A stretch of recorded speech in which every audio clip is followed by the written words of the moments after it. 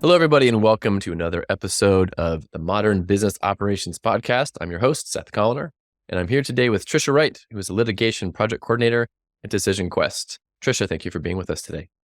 Thank you so much, Seth. I'm so excited to do this with you today. Why don't we start? Just tell us a little bit about yourself, your background, and your current role. Yeah, I'd love to. So I have been with Decision Quest the last couple of years. I'm a litigation project coordinator. So if you ever seen TV shows like Bull or anything about jury research where they're doing mock trials with folks, that's what the consultants in my firm do. And I'm on the online side. So it used to be pre-COVID. Um, all that stuff would have to be done in person, and it's very expensive. It's still very expensive for legal departments and law firms to execute these kind of projects.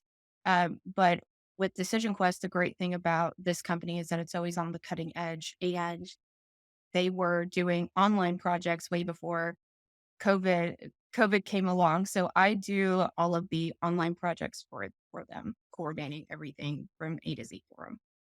Excellent.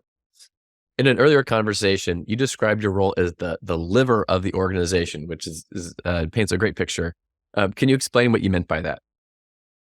I hope it's not a super accurate picture, but if everything goes to the liver, right? The liver is the most important, is the first stage in digestion. If you know anything about anatomy, and also people probably know it more for, okay, that's where alcohol goes to get dealt with also. But it is the beginning stage for everything. So everything from conflict checks comes through me, all of the projects that are set up, and then eventually all the way wrapping around to the end, all the way to getting things ready for invoicing and finalizing. So um, I've always been really lucky in roles that I've had where I've been able to be involved or at least know what's going on at pretty much every stage of a project or matter.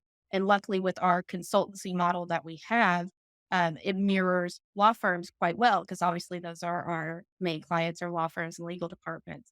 So, yeah, I get to be along every stage of the way. I get to divert things where they need to go. I get to do the setup for the projects. So, yeah, that's what makes me the liver.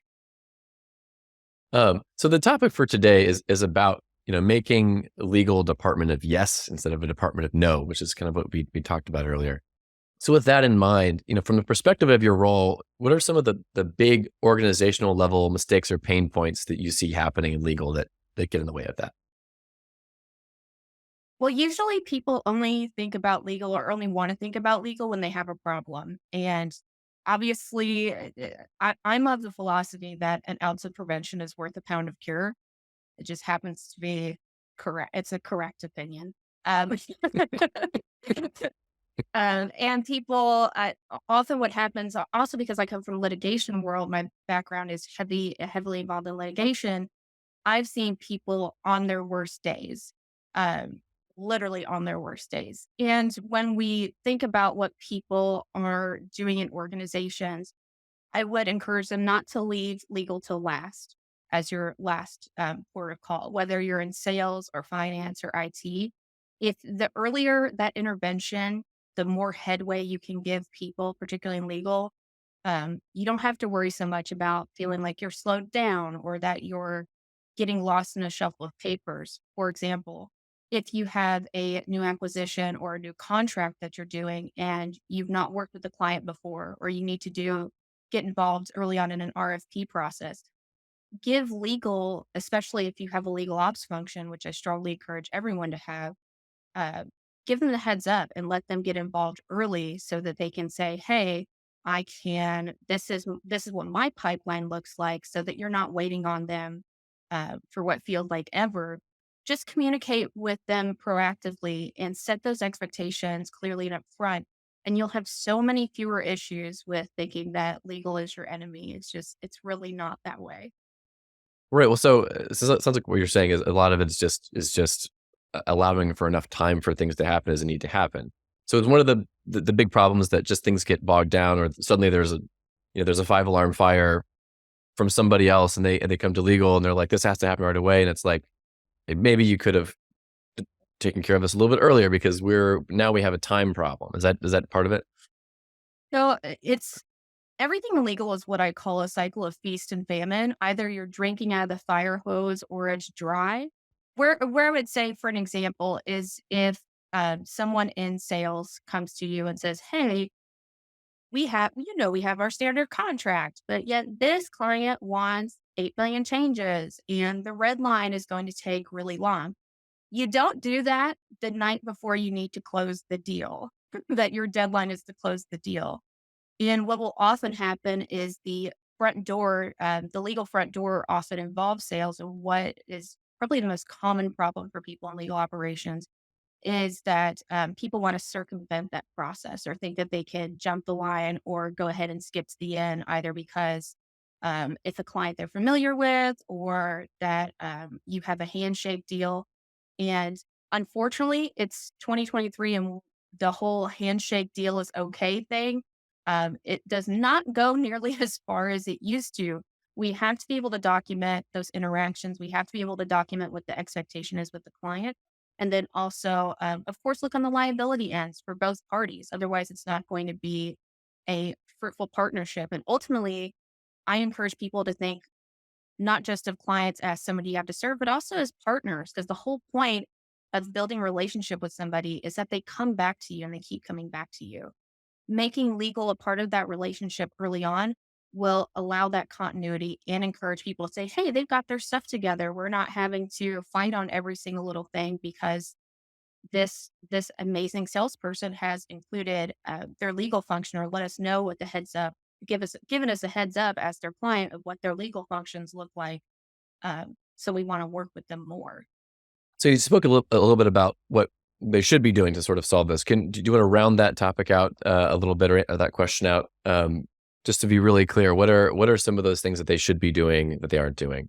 Anything else you haven't mentioned so far? Yeah, always follow the process. Legal is all about, especially when it comes to contracts and contract lifecycle management, there is going to be, I can guarantee you, if the legal function has any level of maturity, there's going to be a very well thought out set of playbooks and rules.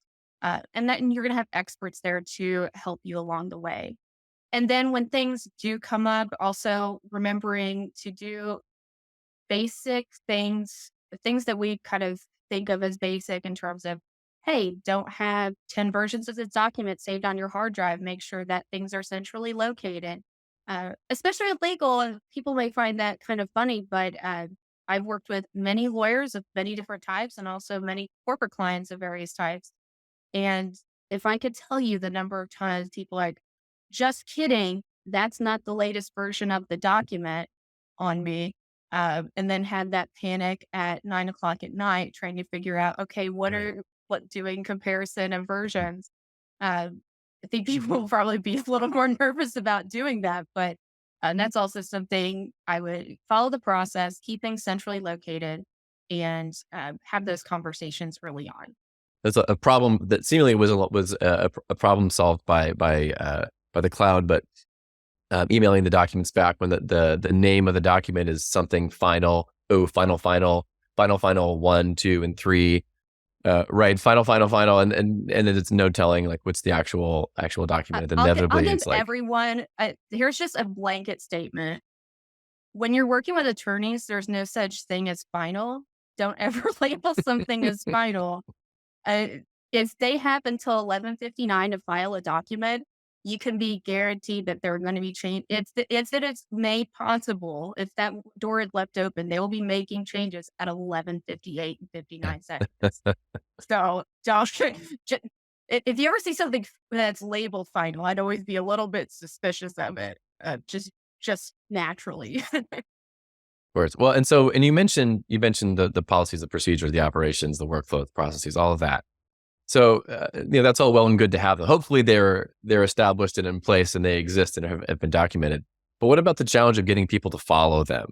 And like you sort of have two ends, right? You have the client on one side needing to follow some things, and then you've got the attorneys on the other end, and sometimes layers of attorneys, right? And everyone needs to follow these processes.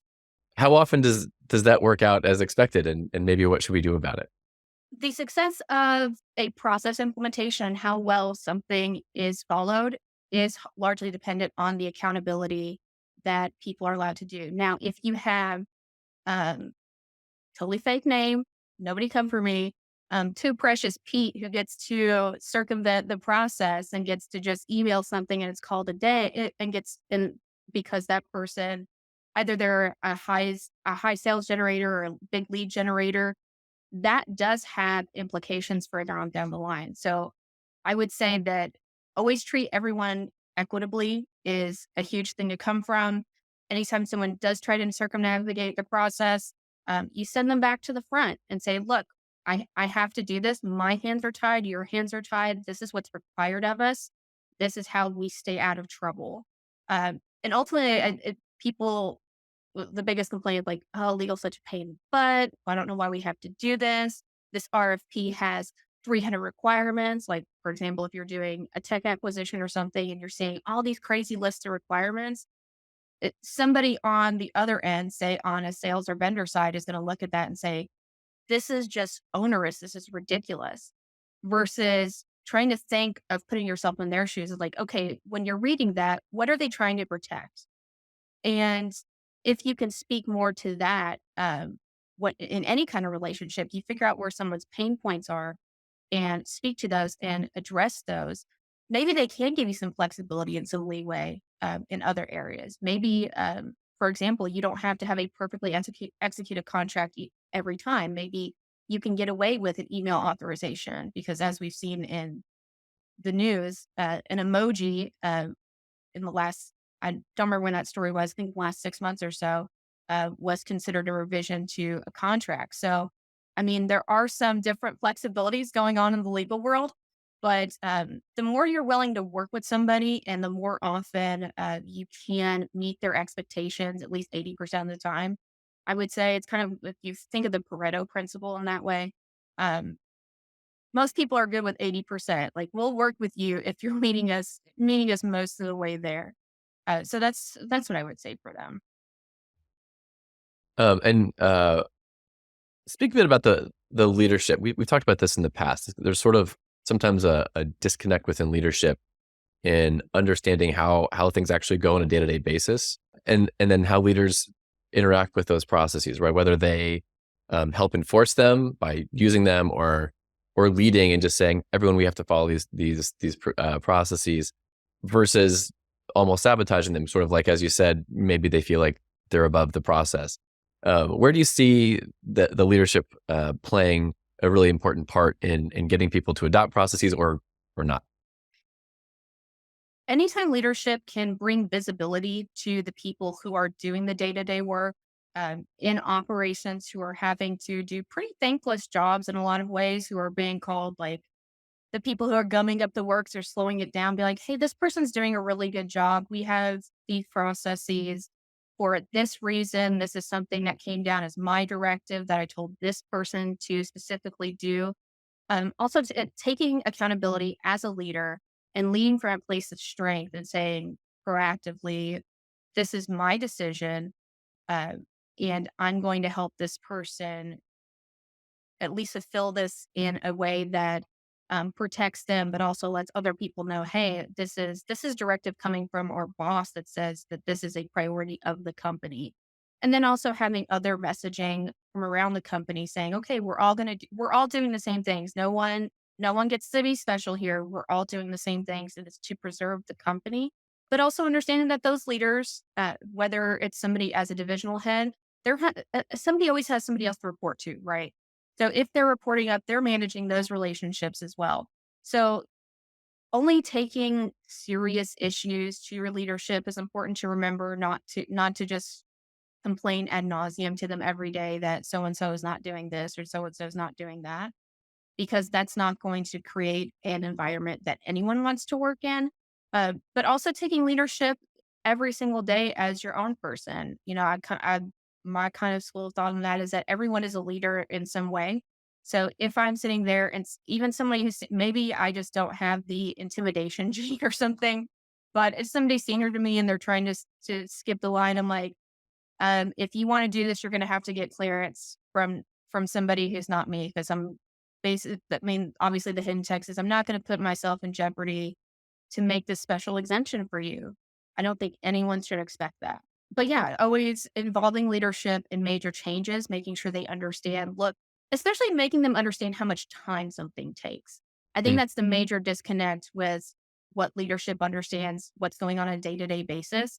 It may seem as simple to somebody that, oh, we're going to sign a document. It's going to take 5 seconds. Okay, but that's not all that goes into it.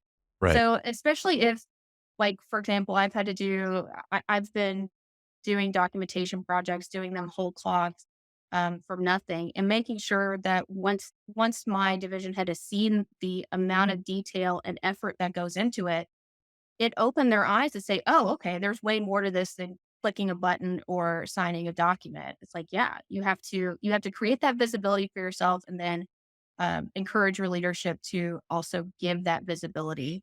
Um, and that ultimately all comes from a place of transparency. If your leadership values transparency and they value accountability, then you're in a good place to go forward with any kind of change or process implementation. So that's sort of from the leadership perspective, and then also right. So it's about a lot of psychology in terms of setting a tone and creating a culture around things we should all do together. But what about kind of the brass tacks of it, of getting people to actually do it? Which like what are the roadblocks to that? I mean, is it training? Is what is the actual practical thing that can get in the way of everyone in an organization working on the same processes together? It's always time and priorities. Mm. People make time for the things that they find important, period. Anytime someone says they're too busy for something, what that is actually saying is, I'm too busy to do this, or this is not important to me. So once you understand what people don't prioritize, then you can, if you know that, hey, this person is going to send random emails about something and expect you to respond right away, versus you sending the email reply back that said, hey, this needs to go through this process. This is where you need to start.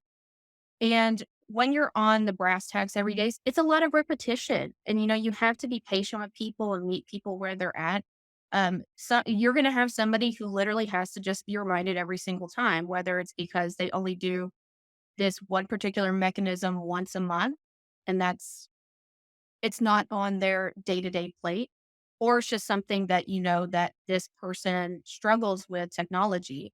So once you understand what people's priorities are and then meet them where they're at with the training, and only distilling down, so like, I have different training for each person I train with, Yeah. right? Because you're targeting it to your audience. If I know somebody is really easily overwhelmed by technology, when I'm sitting with them to do a tech training, for example, I am only telling them the buttons that they need to worry about. And we're having screenshots, and I'm going to give them extra help with remembering where those are at. Versus if I know somebody who's pretty tech savvy, I know I can take them through a few different layers and explain to them why or how. But it's all about knowing your people and knowing what their tolerance for change is. I call it a constitution for change. It's high or low depending on where you're at any given day, at any given minute. But just meet people where they're at. If they need reminders, they need reminders. That's part of the job. And just always understand, it's never anything personal. It's not that they're trying to make your life difficult. It's that, look, they got other stuff going on. They don't do this on a daily basis. They're not living it the way you are. And just remember to give people grace as much as you can. Well, and have It's you not easy, by the way. It's really not. If that made it sound easy, it's really not, because it's like, oh, I've told you about this 6 times in the past week. It totally gets frustrating. And sometimes you do have to have like a full stop in that relationship and say, hey, we need to go back and retrain on this. I had this happen not all that long ago, where it would obviously something had broken down, and this person's recollection was like, okay, we're gonna pause, we're gonna have a moment that's just us off privately, and let's do more one-on-one time on this and retrain on it. But yeah, it yeah. takes patience, which, some of us are not blessed with great amounts of, but we work on it as much as we can. That's right. Well, and when it comes to the tech, right? Legal is a field that is historically reticent to change generally, particularly right with tech adoption. How have you seen that play out, in terms of it's time to add to the tech stack? Like where's some of the resistance come? Does it seem like each new piece of tech is a new challenge, or is it always kind of the same challenge every time? That's a great question. It's to me, it's always kind of the same challenge every time, and I think it ultimately goes to the fact of going back to the time people have and the priorities they place on certain elements of their day. Hmm. And ultimately, if you're going to either you're changing systems or you're adding elements to that, there are some things people want to know. What additional stuff do I got to do? How is that affecting my day? And what am I getting out of it? Are we getting new functionality? Are we getting an ability to generate reports? And I find, particularly in the legal field, that, and there was actually a Bloomberg report about this earlier this year. People are collecting data, but they don't really know why they're collecting that data, and they're not collecting the right information either. So that's probably why it's gotten a bad rap over time, is that, people are just collecting so much and asking you to do more and more data entry rather than the cool stuff that you came to do for them. And it's like, okay, but you're getting all this information and not doing anything with it.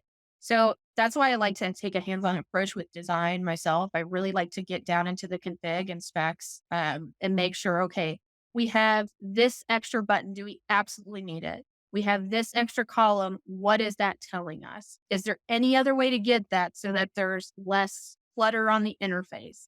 What information are we giving to people? I don't want to just collect it for us. I want each person, in my firm, um, is each consultant getting their level of information? Is it able to be distilled, and can they get other analytical insights of it? And then you can make that case for them of like, look, before you were getting emails every week asking for, where's your progress update on this project, how much, where's the budget at, where nobody did. I mean, not knowing what kind of money you're bringing in and if it's meeting up to what your estimated projections are, that's a big problem for businesses. But also, if you are an attorney, especially if you're an associate or more junior level attorney, you want to know what your impact is, right? So if I can tell you that by doing these couple extra steps of data entry up front, or at least disclosing that information up front, and then I can give you out of that, okay, this is how much of your time you're spending here. I can give you information about your utilization. I can help you know what leads you still have outstanding, people to follow and who to follow up with. I know if you need an extra body on a project, sure, I know who to go to because everyone's filling out the same information. And then, of course, all your financials and everything else. Okay, where are your leads coming from? Where should you lean into?